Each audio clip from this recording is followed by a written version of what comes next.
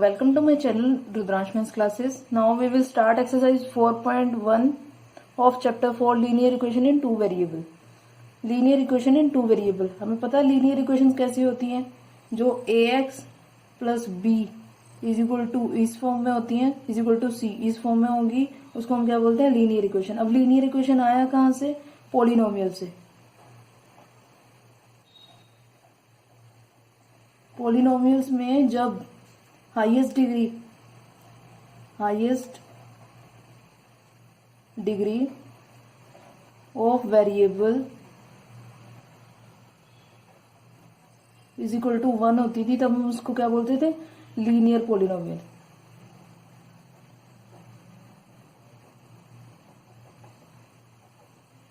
ए x plus b में देखो x की जो डिग्री है यहाँ पे वो क्या है? 1. इसका मतलब ये क्या है? एक लीनियर इक्वेशन.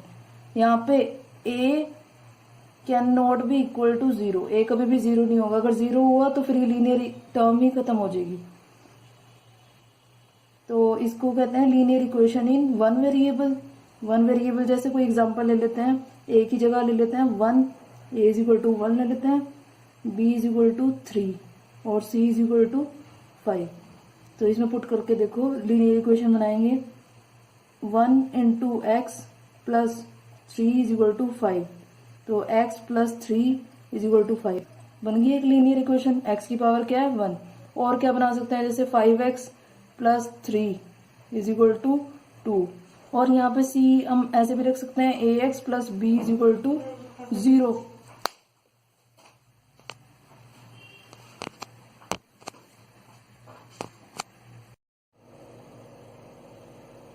अब वन वेरिएबल का क्या मतलब है? यहाँ पे सिर्फ x के बारे में बात हुई है और कोई वेरिएबल नहीं दिया हुआ, y या साथ में नहीं दिया हुआ. अब हमें पढ़ना है linear equation in two variable.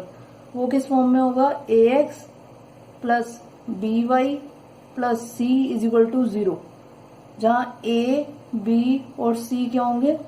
Real numbers. और a और b कभी भी 0 नहीं होंगे, क्योंकि अगर a भी 0 हो जाता है तो ये टर्म खत्म हो जाती है, b 0 होता है तो ये टर्म खत्म हो जाती है. अब इसके लिए हम कोई लीनियर इक्वेशन लिखते हैं. अभी a की जगह पे ले लेते हैं 2, b जगह पे 3 और c की जगह पे 5. तो linear equation in two variable बनानी है. अब दो वेरिएबल है x और y. तो a की जगह पे रखा 2x plus by 3y plus c कितना है? 5. तो ये क्या होगी? Linear equation in two variable. यहाँ पे देखो x और y क्या है? यहाँ पे x और y क्या है? यहाँ पे वेरिएबल. a क्या है? 2 और b कितना है? 3 और c इज इक्वल टू 5. ठीक है, c क्या है? कांस्टेंट. अब यहाँ पे जो 2 है वो क्या है? 2 इज कोफिशिएंट ऑफ x. 2 क्या है? Coefficient of x. जैसे linear equation in one variable में होता था, a क्या होता था यहाँ पे? Coefficient of x. a is coefficient of x और c क्या होगा? कांस्टेंट. अब इससे रिलेटेड एग्जांपल्स करते हैं. अब है example number first. Write each of the following equation in the form of ax plus by plus c is equal to 0 and indicate the value of a, b, c in each case. हमें a, b, c की value भी बतानी है और इसको इस form में भी लेके आना है. Linear equation in two variable की. अब 2x प्लस 3y यहाँ इज इक्वल टू 4.37 है. ये इधर आगे क्या हो जाएगा? Minus 4.37 is equal to 0. ये देखो इस फॉर्म में आ गया. ax plus by plus c is equal to 0. अब a कितना देखो? a is equal to 2, b कितना है? b इज इक्वल टू 3 और c की वैल्यू कितनी है? माइनस 4.37. सेकेंड पार्ट देखो. अब सेकेंड पार्ट में देखो क्या दिया हुआ? x minus 4 is equal to root 3y. तो x माइनस 4 ये प्लस का रूट 3y है, इधर आके माइनस का रूट 3y हो जाएगा. तो इसको कैसे लिख लेंगे? x minus root 3y minus 4 is equal to 0.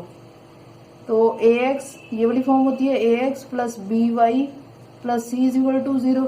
इस फॉर्म में लेके आना है। तो ए कितना हो गया यहाँ पे 1, बी कितना हो गया -√3 और सी कितना हो गया -4।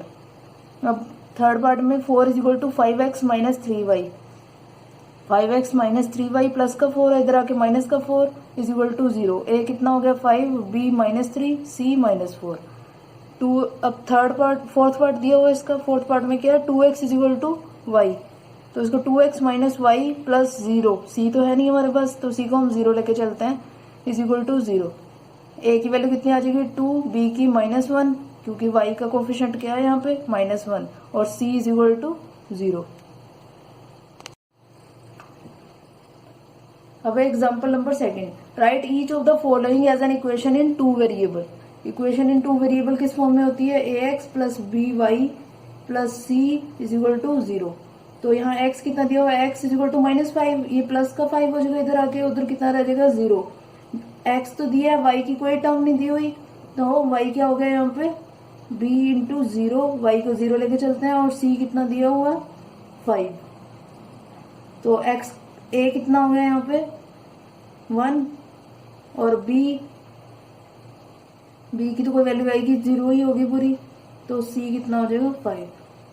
अब y इज इक्वल टू 2, इसको इस फॉर्म में लेके आना है ax plus b y plus c की, तो y minus 2 is equal to 0। अब x है नहीं तो x की जगह 0, x कितना हो गया 0 प्लस बी वाई या 0 इंटू एक्स या a इंटू 0, x तो है नहीं 0 तो y की जगह y और minus c is equal to 0। ऐसे 2x minus 3 is equal to 0, इसको लिखना है। अब y तो दिया नहीं हुआ तो y की जगह पे क्या रख लेंगे 0, -3 इज इक्वल टू 0, ये आ गई फॉर्म। उसके बाद fourth part 5y minus 2 is equal to 0 हो जाएगा ये, तो x की तो कोई टर्म नहीं दी हुई तो a इंटू 0 प्लस x की जगह पे 0 रख लेते हैं, b 5y माइनस